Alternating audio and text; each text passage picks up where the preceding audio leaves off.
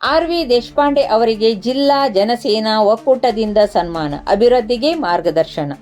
ಜಿಲ್ಲಾ ಜನಸೇನಾ ಒಕ್ಕೂಟದ ಉತ್ತರ ಕನ್ನಡ ಜಿಲ್ಲಾಧ್ಯಕ್ಷ ರಾಜಶೇಖರ್ ಐ.ಎಚ್. ನ್ಯಾಯವಾದಿಗಳು ಅವರ ನೇತೃತ್ವದಲ್ಲಿ ಜಿಲ್ಲಾ ಪದಾಧಿಕಾರಿಗಳು ಹಾಗೂ ಕಾರ್ಯಕಾರಿ ಸಮಿತಿ ಸದಸ್ಯರು ಕರ್ನಾಟಕದ ಹಿರಿಯ ರಾಜಕಾರಣಿ ಹಾಗೂ ಜನನಾಯಕ ಆರ್.ವಿ. ದೇಶಪಾಂಡೆ ಅವರನ್ನು ಗೌರವಪೂರ್ವಕವಾಗಿ ಸನ್ಮಾನಿಸಿ ಅಭಿನಂದನೆ ಸಲ್ಲಿಸಿದರು.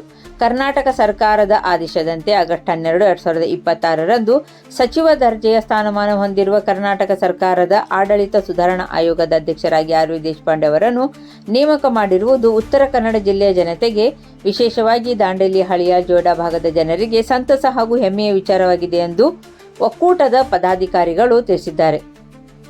ಅಪಾರ ರಾಜಕೀಯ ಹಾಗೂ ಆಡಳಿತಾತ್ಮಕ ಅನುಭವ, ದೂರದೃಷ್ಟಿ ಮತ್ತು ಜನಪರ ಚಿಂತನೆ ಹೊಂದಿರುವ ಆರ್.ವಿ. ದೇಶಪಾಂಡೆ ಅವರ ಮಾರ್ಗದರ್ಶನವು ಮುಂದಿನ ದಿನಗಳಲ್ಲಿ ದಾಂಡೇಲಿ, ಹಳಿಯಾಳ್, ಜೋಯಿಡಾ ಕ್ಷೇತ್ರ ಸೇರಿದಂತೆ ಉತ್ತರ ಕನ್ನಡ ಜಿಲ್ಲೆಯ ಸಮಗ್ರ ಅಭಿವೃದ್ಧಿಗೆ ಮತ್ತಷ್ಟು ಬಲ ನೀಡಲಿದೆ ಎಂಬ ವಿಶ್ವಾಸವನ್ನು ವ್ಯಕ್ತಪಡಿಸಲಾಯಿತು. ಈ ಸಂದರ್ಭದಲ್ಲಿ ನೂತನವಾಗಿ ಅಸ್ತಿತ್ವಕ್ಕೆ ಬಂದಿರುವ ಜಿಲ್ಲಾ ಜನಸೇನಾ ಒಕ್ಕೂಟದ ಸಂಘಟನಾ ಬಲವರ್ಧನೆ, ಜಿಲ್ಲೆ ಹಾಗೂ ತಾಲೂಕು ಮಟ್ಟದ ಕಾರ್ಯಚಟುವಟಿಕೆಗಳು, ಸಾಮಾಜಿಕ ನ್ಯಾಯ, ಶೈಕ್ಷಣಿಕ ಅಭಿವೃದ್ಧಿ, ಮಕ್ಕಳು ಮತ್ತು ಮಹಿಳೆಯರ ಹಕ್ಕುಗಳ ರಕ್ಷಣೆ ಹಾಗೂ ಜನಪರ ಹೋರಾಟಗಳನ್ನು ಕಾನೂನಿನ ಚೌಕಟ್ಟಿನಲ್ಲಿ ಪರಿಣಾಮಕಾರಿಯಾಗಿ ರೂಪಿಸುವ ಕುರಿತು ಆರ್.ವಿ. ದೇಶಪಾಂಡೆ ಅವರಿಂದ ಅಮೂಲ್ಯ ಸಲಹೆ ಹಾಗೂ ಮಾರ್ಗದರ್ಶನ ಪಡೆಯಲಾಯಿತು.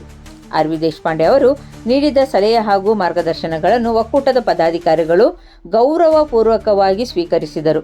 ಸಮಾಜದಲ್ಲಿ ನೊಂದವರು, ಬಡವರು ಹಾಗೂ ಹಿಂದುಳಿದ ವರ್ಗಗಳ ಪರವಾಗಿ ಕಾನೂನುಬದ್ಧವಾಗಿ ಪರಿಣಾಮಕಾರಿ ಕಾರ್ಯಚಟುವಟಿಕೆಗಳನ್ನು ಹಮ್ಮಿಕೊಂಡು ಸಾಮಾಜಿಕ ನ್ಯಾಯ ಹಾಗೂ ಜನಪರ ಸೇವೆಗೆ ಸಂಘಟನೆ ಮತ್ತಷ್ಟು ಬದ್ಧತೆಯಿಂದ ಕಾರ್ಯನಿರ್ವಹಿಸಲಿದೆ ಎಂದು ಜಿಲ್ಲಾ ಜನಸೇನಾ ಒಕ್ಕೂಟ ಜಿಲ್ಲಾಧ್ಯಕ್ಷ ರಾಜಶೇಖರ್ ಐ.ಎಚ್. ನ್ಯಾಯವಾದಿಗಳು, ನೋಟ್ರಿ ಪಬ್ಲಿಕ್, ಕರ್ನಾಟಕ ಸರ್ಕಾರ ತಿಳಿಸಿದ್ದಾರೆ.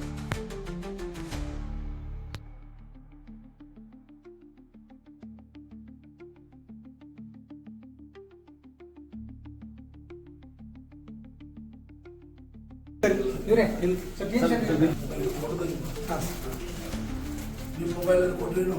ತರ್ಸು ಹಿಂಗೆ ಪಾಪ ಬರೋದಿಲ್ಲ.